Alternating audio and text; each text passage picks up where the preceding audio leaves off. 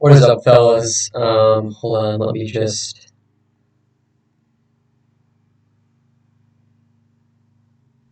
Okay, I think you guys can see it. So we've got three stories today, all local related. I think all the stories we're going to be covering forever until the end of the time on the Lounge with Luke Gilfillan are going to be local from here on in. If you want to see national stuff from uh, 2 years ago, you can go to the older videos. We have those. Older videos and podcasts and whatever. We got three stories. One is on the new village board in Oak Park. One is on the decision by the downtown Oak Park, I believe the Chamber of Commerce. I don't know. No, it's the downtown marketing team, which is basically a Chamber of Commerce in Oak Park. And then we got one on West Cook News. The story isn't on West Cook News. It's in the Wednesday Journal about West Cook News. I don't think we've ever used West Cook News as a source for our stories on the Lounge with Luke Gilfillan, but I've been aware of the website for probably a year, more than a year and a half now. It's like, okay, I don't know if I want to search things in because I don't want like the recently searched thing to come. Oh wait, no, can you guys even see it? No, you can't.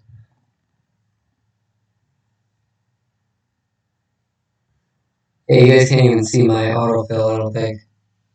Okay, so West Cook News.com, I believe that's the domain name. Okay, so yeah, they cover news in West Oak Park County. We got a lot of opinion things. It's definitely a right wing site. Um, Actually, it doesn't look too bad. It looked a lot different last time I was on it, which was probably like 6 months ago. Um, so they got a story on Chris Welch, the Speaker of the House for Illinois, the new one. He's actually from our legislative district. They got a story on an opinion piece on Artie Walker Petticoat that doesn't seem to be very glowing. You can see that on the right. So you can see it's clearly a right wing site. I don't guess the news. Boogaloo Boys member pleads guilty in connection with attempt to supply. So they've got little like very niche stories that are clearly meant to draw attention. There was a story recently about a school board member in Oak Park, Ralph Martier, and another school board member talking about.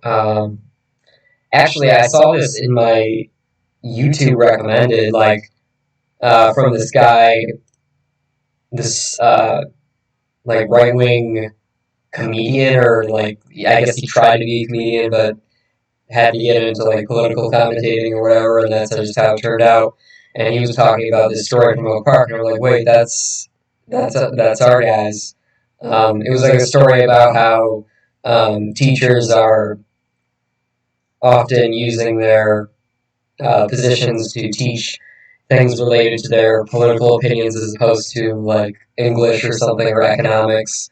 Um, and so they had like a little short 10-second clip of one of the school board members who's a professor over at Roosevelt University downtown talking about how he teaches social justice in his classes as opposed to and no, he's talking about how he teaches social justice in his classes, and sometimes the students are saying like, "What does this have to do with personal finance?" And he's like, "Well, everything, or I don't know, like everything has to do with social justice or whatever."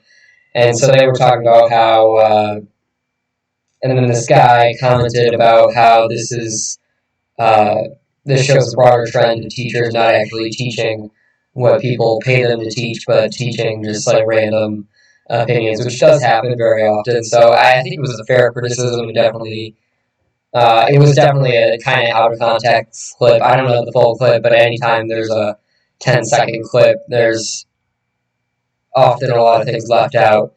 Um, so yeah, that was in this thing, and it was covered by some like really high profile commentator. I mean, this guy has like millions of followers, and he was talking about this school board comment. So I sent it over to a friend of mine, like, "Hey, look, we made it." or it's us. So that's one of the stories. So either way, we'll start off with this since I've already given it a big introduction.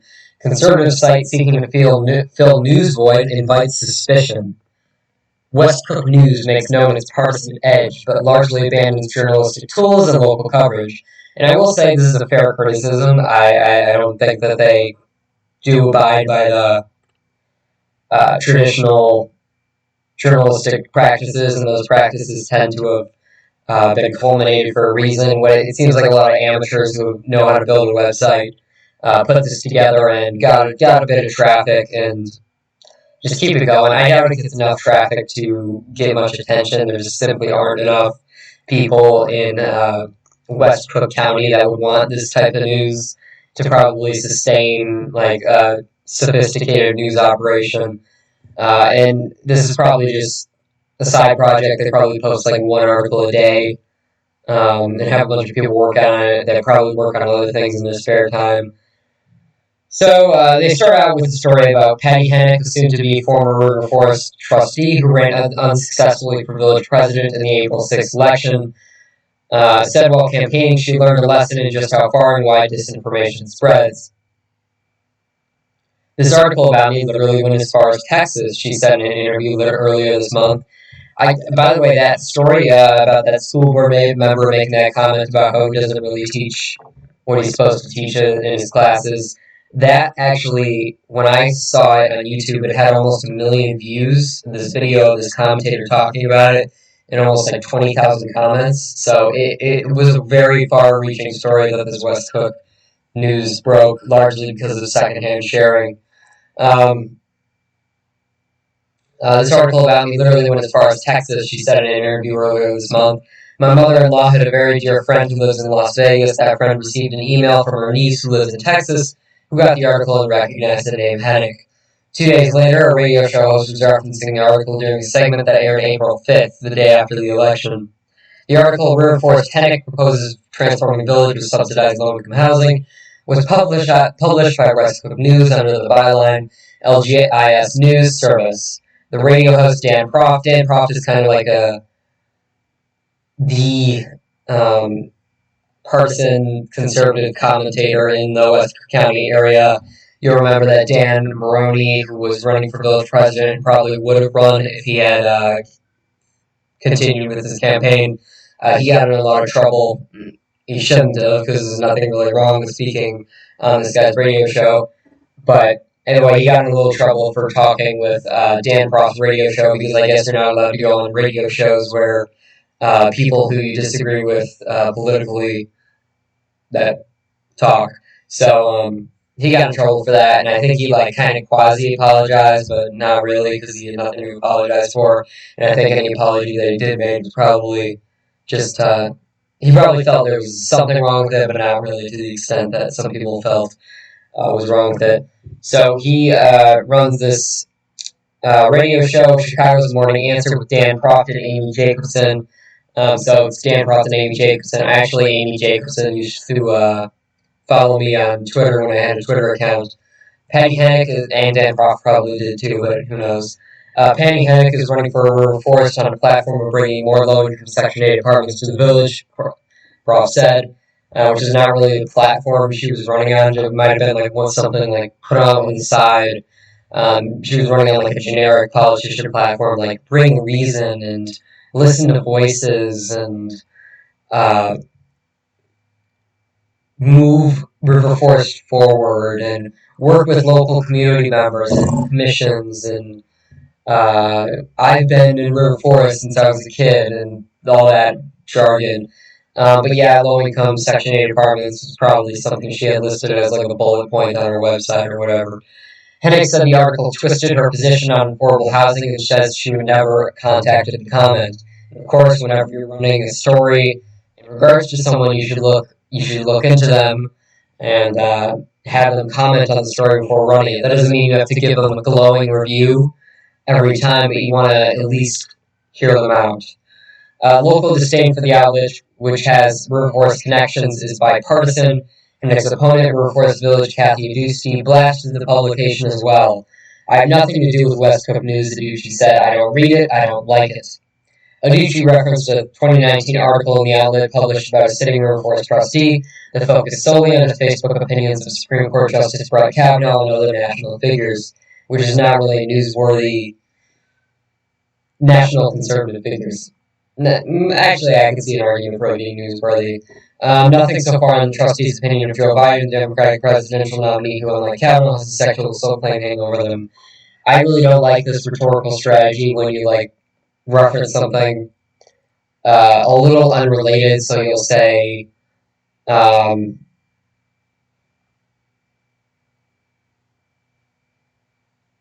yeah, exactly like this. So he'll talk about, oh, I don't think Brett Kavanaugh is a good guy, and I think the allegations of him may be true based on my assessment of the evidence. And then you'll point out that they haven't said anything on Joe Biden's assault claim, which actually in this case is more fair than a lot of times when this is used, but I don't like the rhetorical strategy of saying, oh, you comment about this, but you don't comment about that, so, oh, you comment about how Joe had a verbal encounter with a grocery store clerk at Julasco, but you don't talk about how Thailand is currently in a civil war. Why don't you care about Thailand being in a civil war? Doesn't that seem more important than Joe arguing with his Julasco employee? And it's like, yeah, but I don't have to comment on every single thing. So yeah, bad rhetorical strategy. Then again, not really worthy of a Wednesday Journal article about it. Most recently, a West Coast News article published April 27th. That was the one that went viral and 1 million views on YouTube and probably went viral a lot of other places. Claims to have caught 2 District 200 school board members and Roosevelt University professors bragging about how they promote Marxist reorganization of American society to their college students. Which is one way of putting it, but not the most accurate way of putting it. So I understand the criticisms. Obviously, there is some perverse incentives with saying words like Marxist and costs to people, but again, they're not exactly lies, but it's fake news. I could see the argument for calling it fake news. The article only focuses on the members' offline comments before a February 25th board meeting that was about 4 hours long. It doesn't mention attempting to contact them for comment. Obviously, I should have contacted them for comment. I can see this website does not follow very good journalistic practices, but I don't think anyone is going on West Coast News and is thinking, oh, these guys are professionals, they're going to follow the same journalistic principles that, for example, the New York Times might follow. I mean, if you looked at West Coast News 6 months ago, half their articles were about, they were clearly AI generated, and they were about a person living within the Oak Park River Forest general area who might have donated to a political candidate or a political fund, and that's all public information, so it was probably scanning for donations to this fund from the Oak Park River Forest community, and then they would write an article called Joe Malone donates $10 to Act Blue, a organization that fundraises for the Joe Biden campaign. So that whenever Joe Schmo looks up his own name, or someone looks up Joe Schmo's name, like an employer, this article about him comes up, this guy gets a little bit of traffic, they make a little bit of money, boom, shebang, that's how their business kind of works. And so it's not a website that is looking to have 1 million consistent viewers who read it every week to get their little news. It's a website like that. And sometimes there are people local community members who might want to write something for this, that throw in an opinion piece in there, or do a little contribution free of charge or whatever, that do this. That's really what it is. And this article is actually a fair criticism. And so yeah, if West Coast News wants to, I don't know, shape up its journalistic practices, hire full-time journalists, and I don't know, get some semblance of professionalism, good for it. You might see a lot less articles like this, or a lot more, if the Wednesday Journal has a competitor. But yeah, that would be something that I would look forward to doing, and I might cite it on the show, or not the show, this is the podcast, The Lounge, as a source more often, but I just haven't done that until now. And then they go to the funding for it, which I don't really care about particularly. But yeah, they're there to comment on stuff, and the commentary is commentary. That stuff's real. That stuff is fair. But the news part of it, I wouldn't take it too seriously. And then we got another story: Downtown's Wise Choice by the editorial board of the Wednesday Journal. We want to taste it, the end of this god-awful pandemic. Some among us have already tossed out over the restrictions, erased caution, and embraced willful ignorance of the fact that COVID-19 isn't done just yet. Sure, there is headway. The vaccines are powerful and their impact is real, and if the group you are in is small and fully vaccinated, actually the vaccine's impact is real, even if your group is large and not vaccinated, because if you get 2 doses, at least for the Pfizer vaccine, that is both, I believe, the effectiveness is, not if not 99, 98% effective at reducing transmission of it, and 98% effective of reducing severe symptoms. So, actually, a better way of illustrating that would probably be to say that among people who have been fully vaccinated, which is almost like 100 million Americans at this point, like more than a third of the country, well, at least 1 dose of vaccine. I don't know what 2 doses of vaccine, which is probably about 100,000 Americans. Only 74 have died from COVID-19 among those fully vaccinated. So that leaves your odds of dying with it at like what, 1 in a million, 1 in 12 million once you've been vaccinated. And that, quite frankly, is a lot higher of a risk than you would take by walking across Lake Street when there are no cars around. I mean, like what, 250 people die from coconuts falling out of trees every year, and 74 people who have been fully vaccinated have died from COVID. So quite frankly, your risk is 0, and you should be more likely to wear a helmet on your head when walking under a coconut tree, or just walking around in general. You should be wearing a helmet on your head to watch out for falling coconuts than wearing a mask once you're fully vaccinated. And of course, the CDC will say, like, no, you got to do it because of the optics. And then once the vaccinated people are not wearing masks, and maybe the unvaccinated people will take that as a sign that it's okay to not wear masks. And that might lead to unvaccinated people getting it who are at risk of it. And I kind of get that, but then again, it's only for optics, and it's not for your own safety. And I don't know if optics are a sensible reason to wear a mask.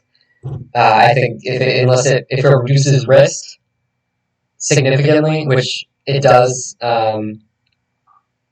according to the best data, not risk to you personally, but it'll reduce your transmission levels.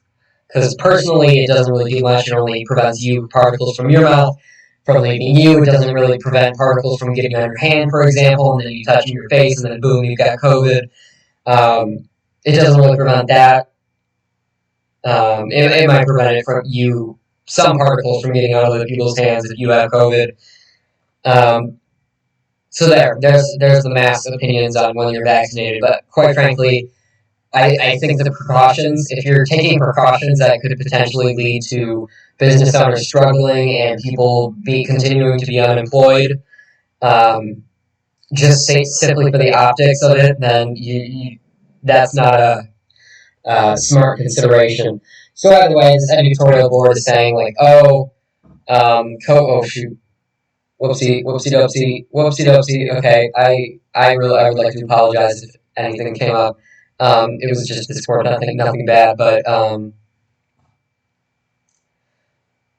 so yeah, either way, this Chamber of Commerce basically for Oak Park decided that they were not going to hold the typical outdoor summer events with all the restaurants and like the Oktoberfest and whatever that used to bring a lot of money into the local businesses. They decided that they were going to kind of do that, but it was a lot more tamped down. Which Wednesday Journal says is a wise choice, but it is not a wise choice because the vaccines are effective. And once you do get the vaccines, you should return to normal life because they are so effective that you're probably 5 times more likely to die from coconuts falling out of trees than you are to die from COVID once you're fully vaccinated. Like, the risk is almost 0. Again, coconuts falling out of trees, probably shark attacks more likely than land shark attacks, probably more likely than dying from COVID once you've been vaccinated. And the logic for the precautions is purely optical, and I really I don't think it's supported. New board, new priorities for Oak Park Village government. So we had our new village government election. There are some new people. I think that the future of Oak Park is looking more bleak than hopeful. If you're someone like me, and by someone like me, I mean someone that is currently talking to the camera, and probably only me.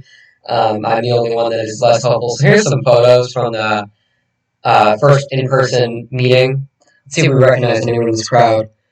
Okay, so it's the River Forest Public Works Center. By the way, that's where I got my vaccine. I probably shouldn't show my vaccine card. It's probably like a violation of my own medical privacy, and someone's probably going to steal my vaccine or whatever, so I won't show it to you, but I did get a first dose of vaccine in the Oak Park Village Public Works Center during that school board drive that they were, school drive where they opened it up to all Oak Grove students for the Pfizer shot. I did do that, and got one dose, turned into a Ninja Turtle for a few days, but since then I've been perfectly fine. That was a joke, in case anyone's gonna take that literally. So yeah, I was actually the last in line to get a dose. They ran out of doses right at the person behind me, so I was last to get it that didn't have an appointment. So I'm pretty proud of that.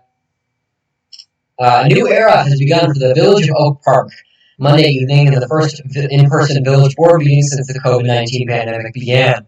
Departing village board members bid adieu to their posts as their recently elected successors were sworn in.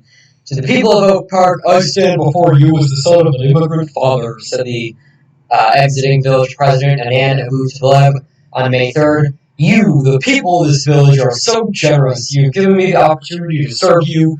Thank you for entrusting me with your awesome responsibility.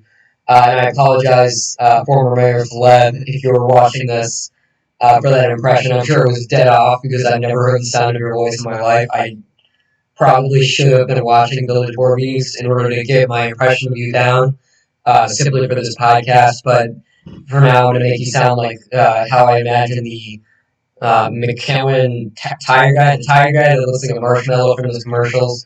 That's how I'm going to imagine that Mayor and Abu-Taleb sounds like, even though that guy probably doesn't talk, but if he does, he would sound like this. The new village trustees, village president, and village clerk took their oaths of office May 3rd before a small masked crowd inside the Public Works Garage in South Boulevard. The meeting began with, by the way, if you look in the Public Works Garage, they have like a mountain of salt there in case it like snows, and it is so cool, and I really would hate to like be thrown into that pile of salt to have my like eyes burnt out with salt. That would be horrible and something I would never wish on anyone. But something I visualized extensively when I was waiting inside that room for my vaccine. The meeting began with the passing of a resolution proclaiming the results of the April 6th election, which marked the last occasion where outgoing village clerk Vicky Skaman, the new village president, took the role. After that, Christina Waters, the new clerk, took on those duties. Remarks from the midterm trustees Artie Walker-Petticola, Jim Taglia, and Susan Buchanan followed. So the people that have carried over from their previous terms were Artie Walker-Petticola, who you saw that unfavorable article in the West Cook News. It was about her, so I guess you can kind of get an impression from that. Jim Taglia, who probably has some unfavorable articles about him in the West Cook News, but not nearly as much as Susan Buchanan, who also probably has her fair share of those in the West Cook News. Walker-Petticola kept it brief, saying only that she looked forward to working with the new board, while Taglia thanked the outgoing board members and acknowledged the previous board's penchant for discord. Reasonable people can debate and disagree, but the starting point must be the rational and sincere desire to make things better, said Taglia. I believe we've always had that, contrary to what you might occasionally read in the newspaper. Tagulia also welcomed the new village board members, stating that cooperation was the key to progress and the advancement of public good. Please note that I am ready to do my part and work together with you, said Tagulia. Like Tagulia, Buchanan thanked the outgoing board members for their service to the village. You taught me more than you realize, said Buchanan. She acknowledged the outgoing trustee Dino Andrews as well as the Boutaleb for not holding a grudge against her after she publicly excoriated them in a heated moment, referring to her 2019 outburst during a board discussion over the village's diversity statement. That is, I actually appreciate that comment, that she would acknowledge that and say, like, thanks for not holding a grudge against me. Even 2 years later, still, walking that back, I guess, which is that's admirable, and I admire her. I'm glad that Susan Buchanan was able to do that, and that's a very good thing that she did. She deserves some credit for that. Despite what some people may say on the issue, basic human decency is important in municipal government, Buchanan said, concluding her remarks.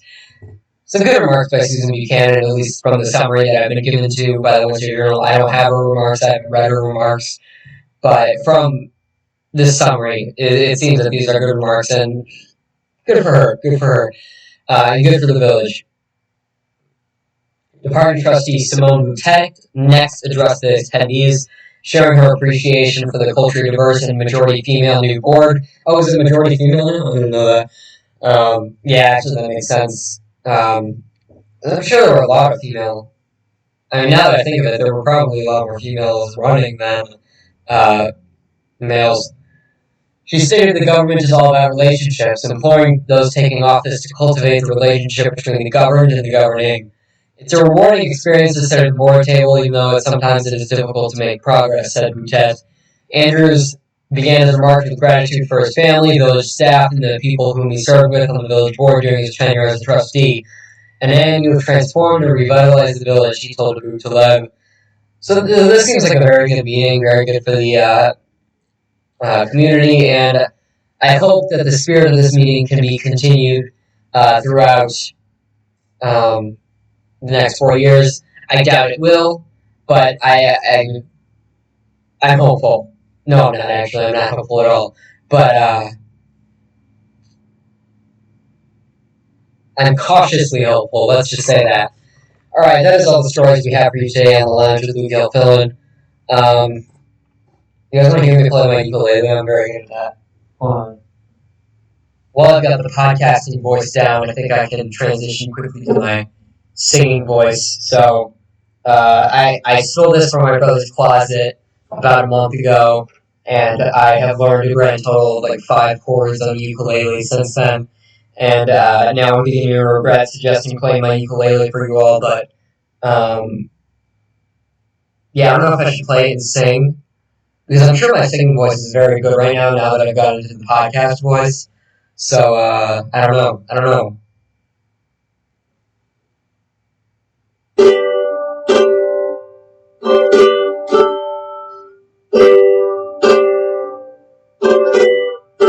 Okay, now I'm regretting it. I was about to break out into the song there, and I'm sure it would have been very enjoyable for all of you, but I'm not going to give you that satisfaction. And leave you there. Thanks for watching. Enjoy yourselves. And if you want to be interviewed for this podcast, I need an interview. I haven't interviewed someone in a long, long time for this. I used to do it like weekly interviews, but yeah, if you want to be interviewed, email loungewithgilfillan@gmail.com. I don't care if you're not even in the Oak Park or Forest area. If you're like someone who has absolutely nothing to say or anything to contribute, or at least you think that, which is not true, you definitely have something to say and something to contribute. You just need it pulled out of you. Email loungewithgilfillan@gmail.com. It'll come up on my phone, and I'll get back to you and interview you sometime, unless, of course, yeah. Okay. Yeah, reach out to that if you want to be interviewed for this podcast. Enjoy yourselves. Have a great rest of your week. Goodbye.